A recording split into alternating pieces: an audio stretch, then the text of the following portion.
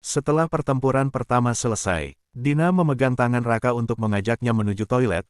Raka masih terlihat canggung, meskipun dia telah melakukan pekerjaan yang membuat hati Dina bahagia. Di dalam toilet, Dina langsung memeluk erat badan Raka dan berbisik kepadanya. "Apakah kau mau, kalau kita melakukannya lagi di sini?" Raka merasa tertantang oleh Dina. Raka langsung melumat bibir tebal Dina. Tangan Dina langsung memutar keran sawer hingga air membasahi badan mereka berdua.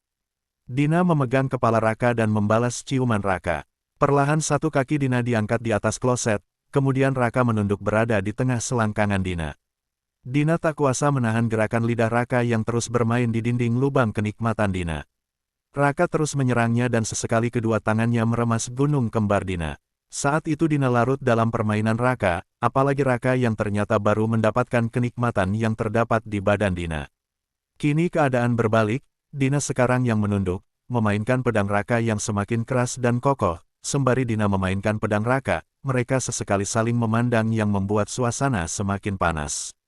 Raka kemudian mengangkat badan Dina dan memutarnya menghadap ke tembok. Pedang Raka siap menyerang dari belakang. Sementara Dina ikut membantunya, Dina memegang pedang Raka dan memasukkannya ke dalam lubang kenikmatannya. Sawer terus mengucurkan air seolah ikut berperan dalam pertempuran kedua ini. 30 menit telah berlalu. Raka dan Dina sedang berbaring di atas tempat tidur sambil menonton televisi. "Kamu hebat Raka," puji Dina sambil mencium pipi Raka. Raka hanya tersenyum dan membalas dengan menyerang bibir Dina. "Aku tidak menyangka kalau kita sejauh ini Dina. Apakah kamu menyesali semuanya Raka?"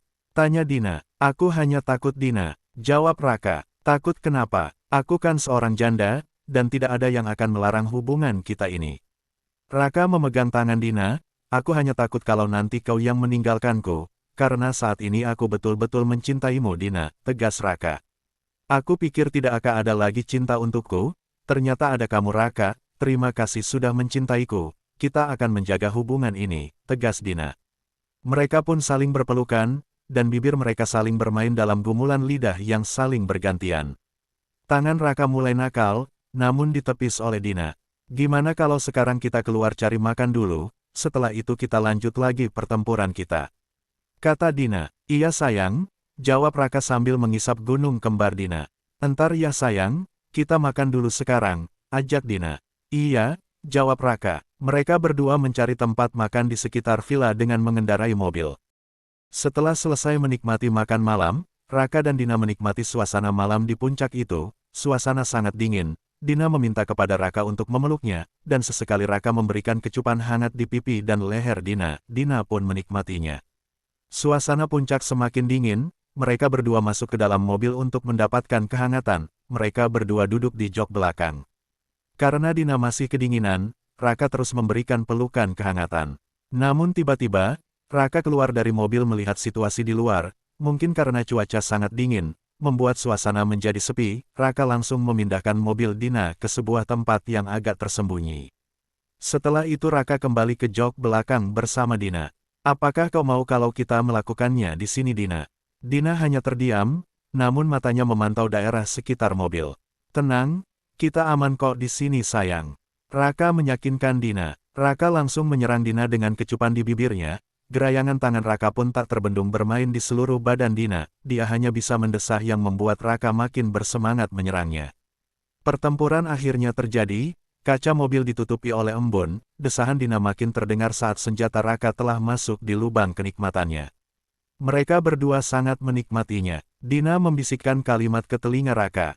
"Kamu hebat sayang, kamu jangan berpikir lagi kalau aku akan meninggalkanmu, karena aku sangat bahagia."